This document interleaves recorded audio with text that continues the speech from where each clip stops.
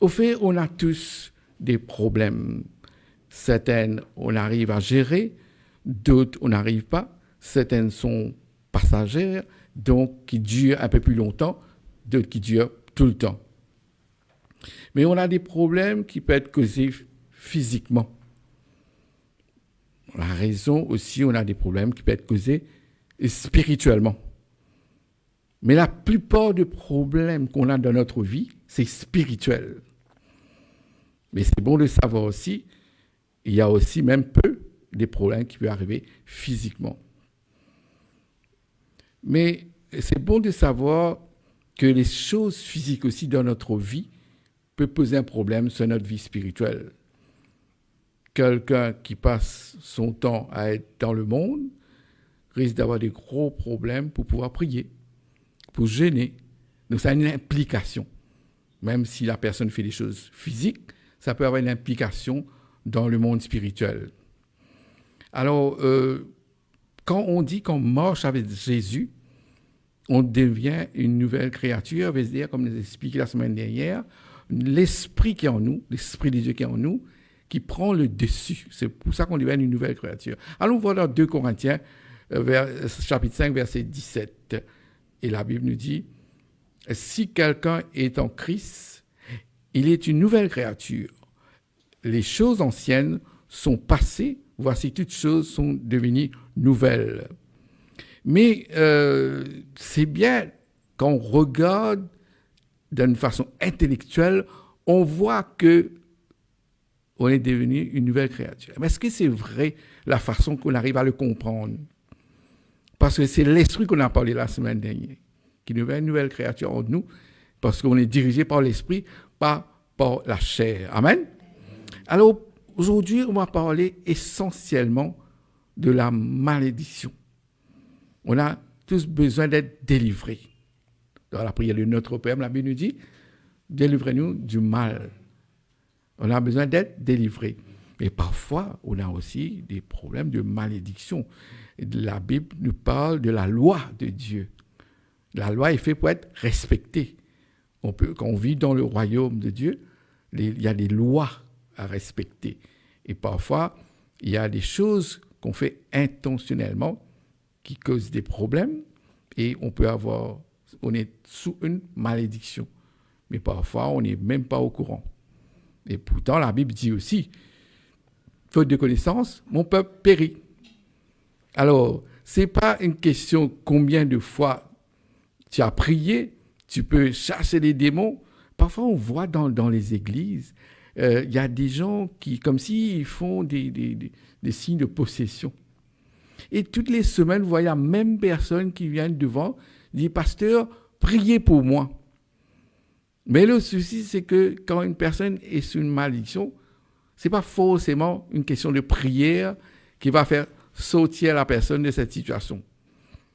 Mais Dieu, l'avantage avec Dieu, c'est qu'il a une solution pour toutes choses.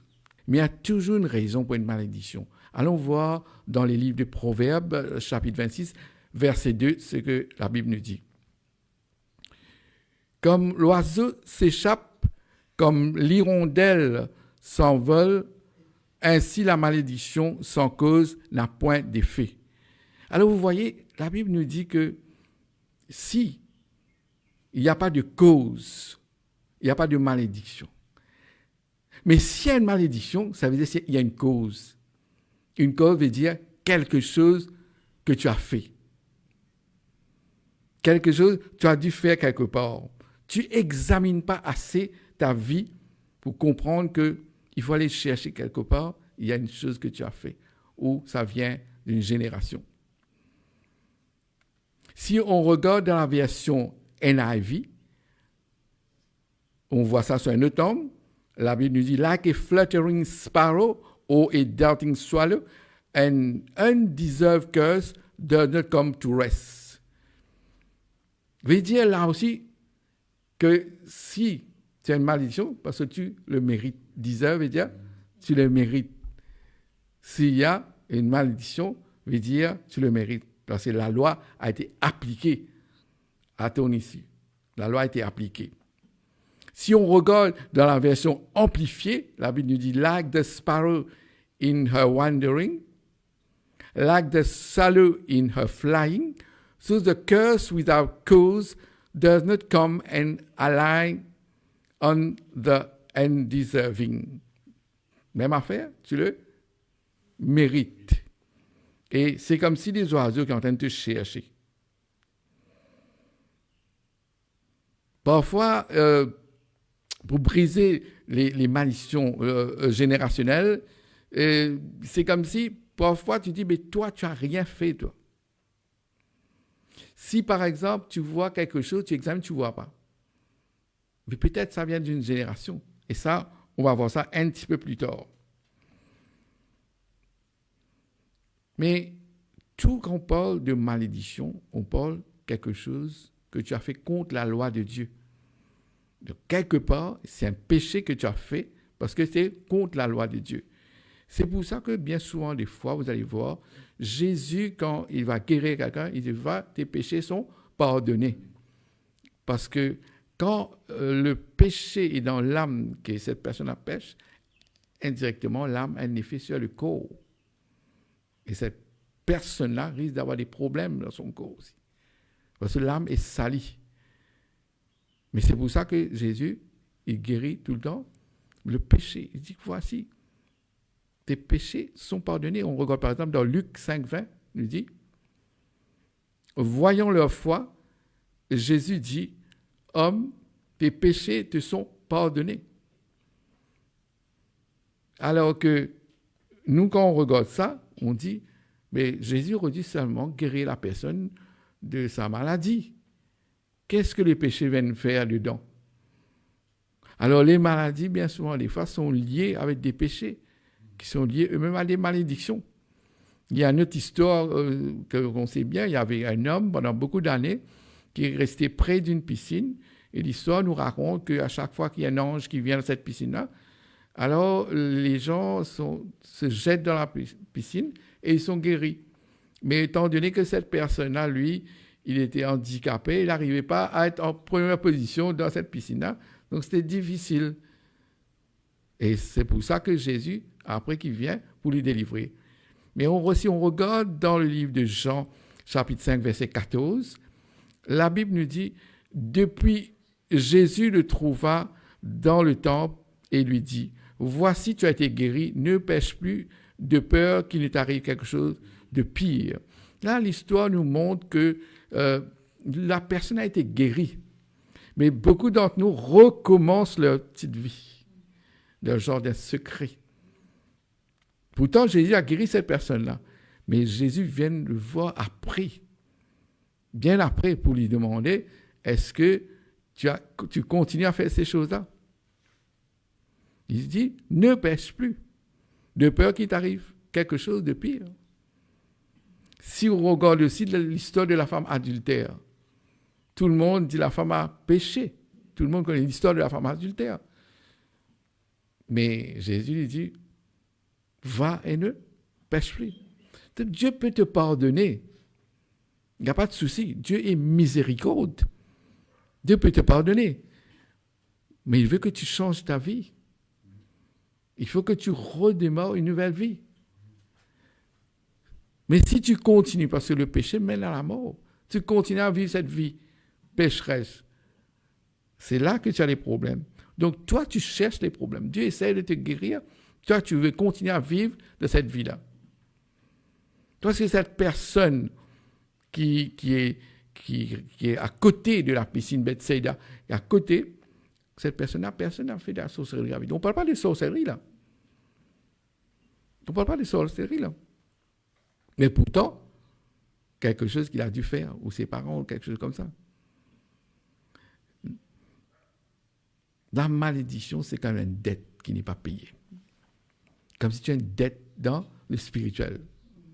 Aussi longtemps que tu vois ta vie, ça reste avec ce problème-là, que ce soit finance, maladie, mariage, ton travail, toutes ces choses-là sont liées à une malédiction parce que ça persiste. Parce que Dieu veut que tu réussisses dans ta vie. Dieu veut que tu prospères dans ta vie. Comment quelque chose, tu vas à l'église tous les dimanches, mais seulement il y a quelque chose qui reste. Comme s'il y a une malédiction quelque part qui est cachée, mais que ça reste avec toi.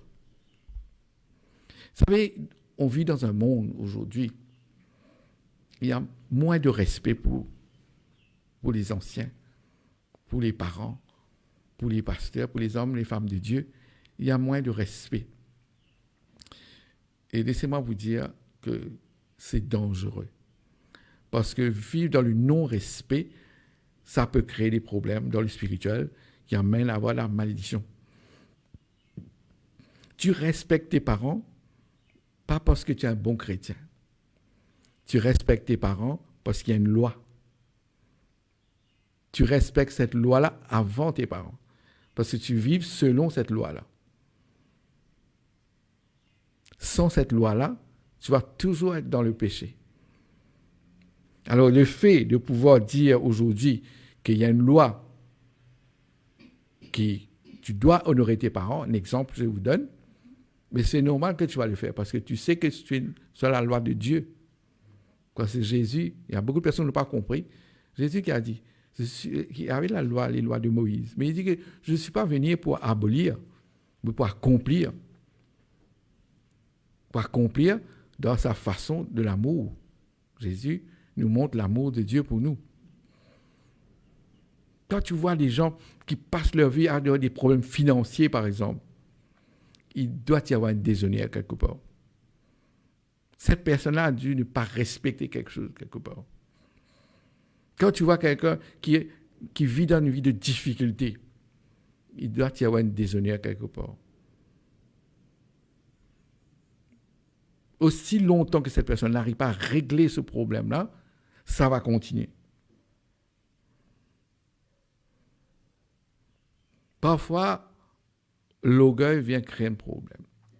Si une personne orgueilleuse qui doit aller demander pardon à son pasteur, à ses parents, peu importe, une autorité, c'est difficile parfois à cause de l'orgueil.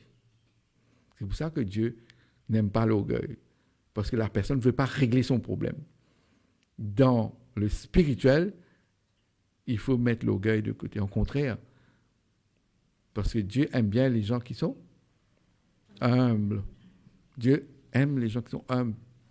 Parce que quelqu'un qui n'est pas humble s'attache toujours dans la chair qui est dans son âme. Quelqu'un qui est humble cherche toujours Dieu dans la simplicité. Quand Jésus est venu, la Bible nous dit qu'il vient pour les pauvres, pour ceux qui sont dans le besoin. Mais avec le monde aujourd'hui, on voit que le système que Satan a mis en place, on voit que les gens ne veulent pas aider les autres. On devient égoïste. Ça, c'est pas marcher avec Dieu, ça. Vous comprenez? Il faut savoir qu'il y a principalement trois types de péchés qu'on peut faire. On peut pécher contre Dieu. On peut pécher contre son corps. Il y a dans la Bible ça. Et tu peux pécher aussi contre ton voisin. Un voisin, ça peut être tes parents, tes amis, peu importe. Hein? Tu peux pécher contre... Il y a 3 façons de pécher.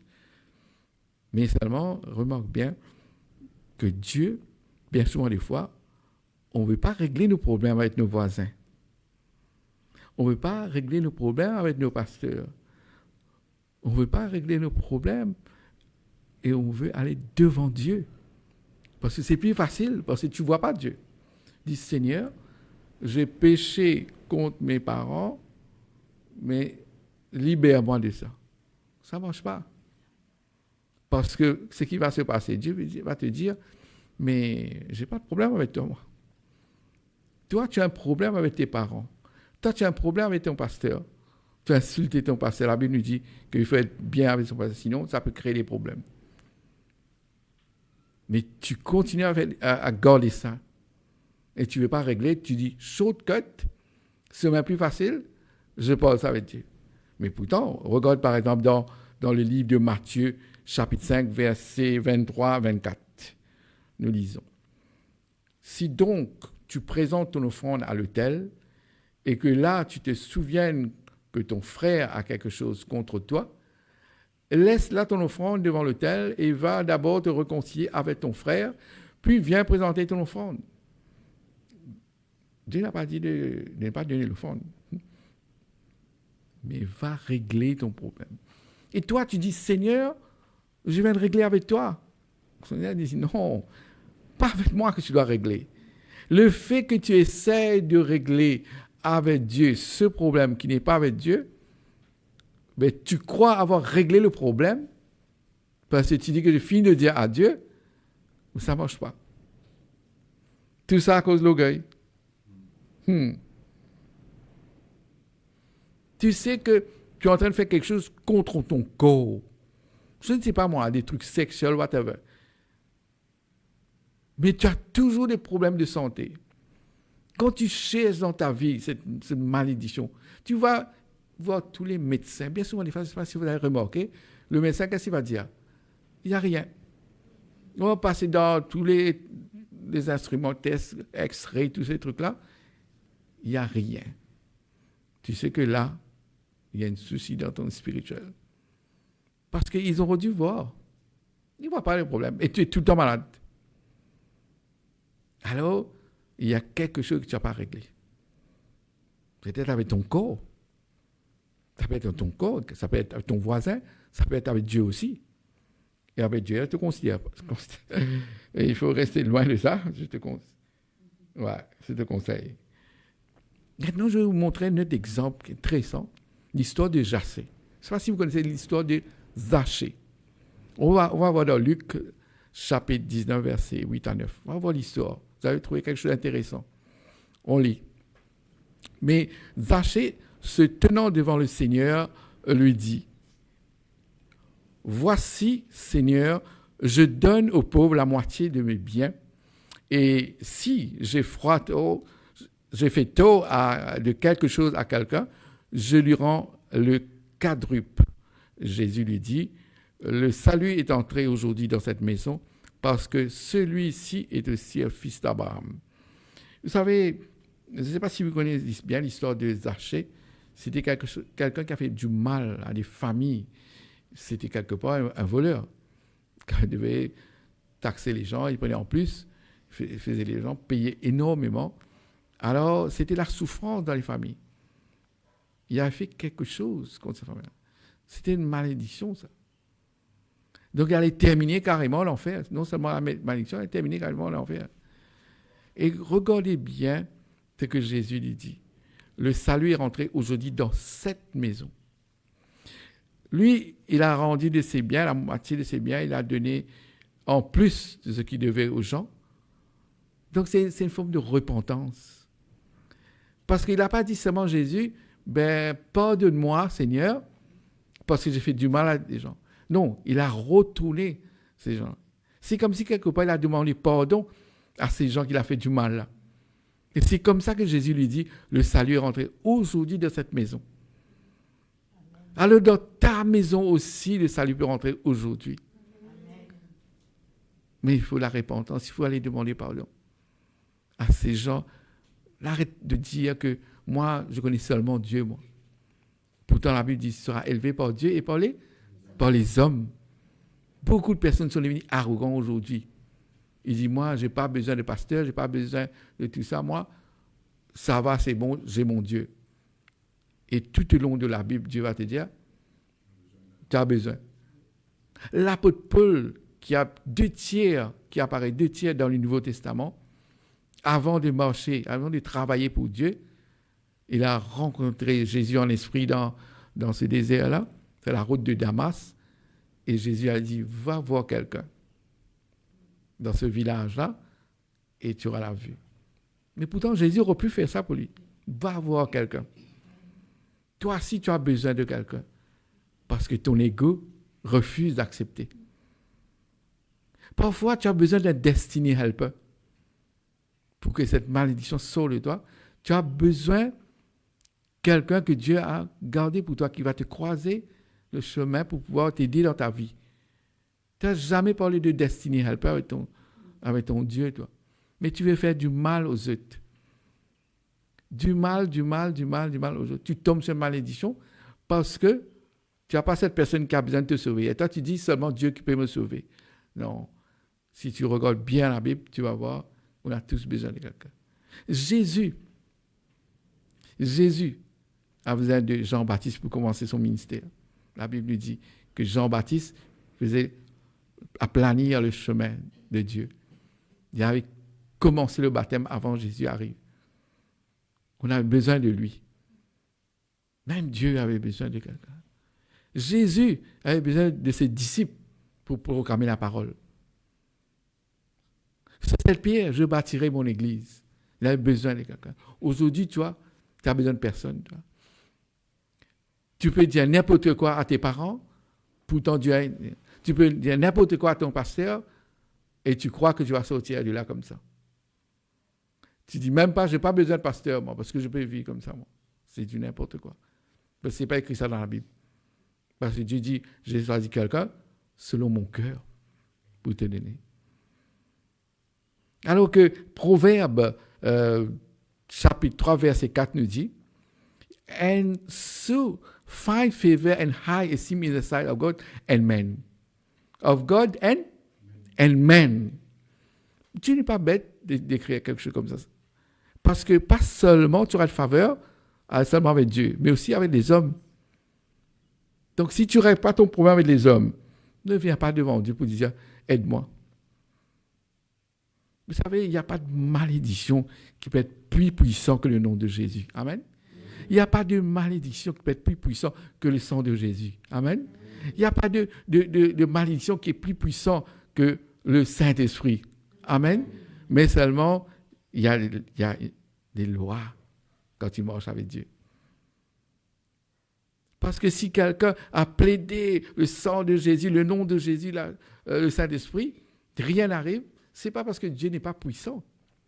C'est parce que tu n'es pas en règle dans les lois de Dieu. Amen. Alors que toi, tu penses que si tu as dit le nom de Jésus, c'est fini. Donc il faut un examen de soi-même. Être honnête avec toi-même. Parfois, on veut mettre ça tout sur le diable.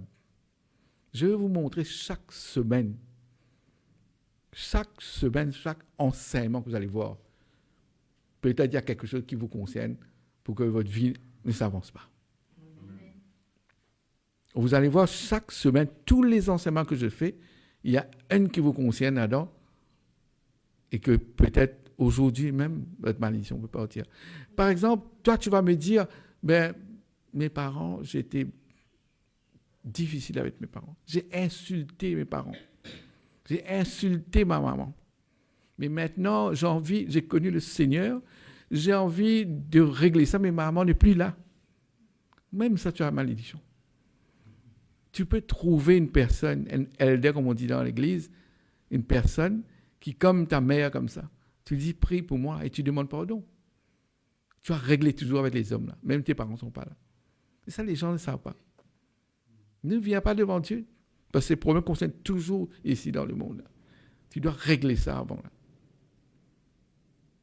Parce que parfois, on dit que ça paraît bête d'aller dire un pardon aux autres. Mais c'est parce qu'on ne connaît pas la parole. Parce que quand tu dis pardon, ça démontre ton amour aussi. Quand Jésus dit pardonne-leur, Père, ils ne savent pas ce qu'ils font. Qu'est-ce qu'ils n'ont pas fait avec Jésus? Qu'est-ce qu'il démontre? Il dit pardonne-leur. Il démontre l'amour qu'il avait. Qu'est-ce que Joseph n'a pas fait? Ses parents, ses frères ont fait plein de mauvais trucs. Mais seulement quand il est devenu riche, premier ministre de l'Égypte, il a accueilli ses parents, ses frères et sœurs. Alors ça c'est important de comprendre que est-ce que vous avez de l'amour pour les autres? Parce que quelqu'un qui vit dans la malédiction, ça probablement c'est principal ça.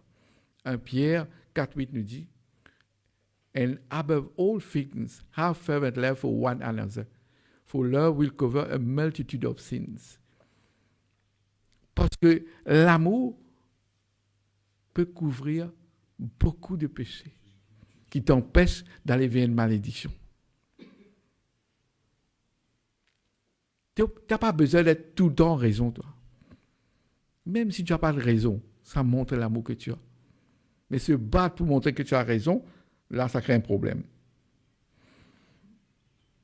Parce que si on regarde là-dedans, Potiphar, par exemple, dans l'histoire de Joseph, Potiphar, quelque part, si on regarde la Genèse 39, verset 9, la Bible nous dit, « Il n'est pas plus grand que moi dans cette maison, il ne m'a rien interdit, excepté toi parce que tu es sa femme. Comment ferais-je un aussi grand mal et pécherais-je contre Dieu ?» La femme de Potiphar voulait avoir un truc bizarre avec Joseph. Mais vous voyez, là aussi, il aurait pu avoir une malédiction, là. Parce que cette personne-là lui a protégé. Il a fait des choses positives dans sa vie. Et maintenant, la femme peut faire des choses avec lui. Il dit, comment je peux faire ça, moi? Vous voyez comment il réagit? Il a refusé ça, lui, d'être cet adultère dans cette situation. Mais laissez-moi vous dire, peuple de Dieu, tout le monde fait des erreurs. On fait tous des erreurs. Mais ne laissez pas ça sur votre tête. Vous pouvez le faire retirer aujourd'hui même. Amen. Galates 6, 9 nous dit, ne nous lassons pas de faire le bien, car nous moissonnerons en temps convenable si nous ne nous relâchons pas. Ne nous relâchez pas. Quelqu'un peut prier pour les péchés, les malédictions générationnelles. Mais à ce moment-là, vous pouvez demander l'aide à votre pasteur. Peut-être quelque chose qui vient de loin. Peut-être que vos parents étaient dans l'idolâtrie, par exemple. Toi, tu n'es pas là-dedans, toi. Mais tu es tombé dans cette génération qui suit. Et par exemple, l'Exode 25 nous dit, l'Exode 25, « Tu ne prosterneras point devant elles, et tu ne les serviras point. Car moi, l'Éternel, ton Dieu, je suis un Dieu jaloux qui punit l'iniquité des pères sur leurs enfants jusqu'à la 3e et la 4e génération de ceux qui me haïssent. » Peut-être que tes arrière-parents, tes arrière-parents ont fait quelque chose directement contre Dieu. Là, ce n'est pas contre leurs voisins. Là, dans ce cas, ce n'est pas contre leur corps. Mais prendre une idole, faire les choses qui deviennent des idoles, et ça a touché Dieu. Dieu n'aime pas ça du tout, la colère de Dieu. Alors que tu demandes la miséricorde. Si vous regardez l'histoire, Bartimée, tu es aveugle, lui. Mais il sait qu'il s'est passé quelque chose avant. Mais quand il dit à Jésus, fils de David, aie pitié de moi, Jésus a accordé.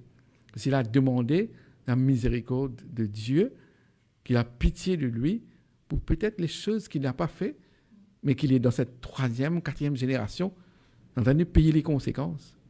Mais au moins, tu sais ce que tu fais pour que les anges puissent actionner. Vous comprenez? Alors, c'est ça que je vous dis aujourd'hui. En 30-35 minutes, on ne peut pas faire tout sur la malédiction. On aura d'autres occasions pour travailler encore sur la malédiction. Mais là, au moins, vous savez déjà que s'il y a quelque chose que vous avez, ne relâchez pas. Continuez à trouver ce pardon qui vous manque, cette prière qui dit « Dieu, aide-moi à aller vers cette personne que j'ai fait du mal contre vos parents, vos pasteurs, quelqu'un qui est important dans votre vie, contre vos enfants, et que vous puissiez régler ça. » Tu ne peux pas aller devant Dieu, ne pas avoir réglé tes problèmes spirituels. Il faut les régler. C'est comme ça que vous allez pouvoir avancer et qu'il n'y a plus de malédiction. Comme la malédiction part, vous allez savoir. Parce que la joie va revenir, il y aura de prospérité dans votre vie, la maladie va partir et c'est une vie intéressante. Parce que vous êtes sous l'onction de Dieu à ce moment-là. Il n'y a pas de nuages noirs au-dessus de vos têtes, il n'y a pas de malédiction. Ça va changer. Vous allez voir, la lumière revient, le soleil comme s'il revient dans votre vie. Amen. Voici, aujourd'hui, on a pu parler un peu de la malédiction, que cette prière qu'on avait dit qui marche, que Dieu porte sa main sur vous et que vous puissiez rentrer dans le plan de Dieu à travers les pardons, à travers les choses que vous allez faire et à travers les œuvres que vous allez faire pour pouvoir arriver à marcher avec Dieu. Amen. Amen. Amen.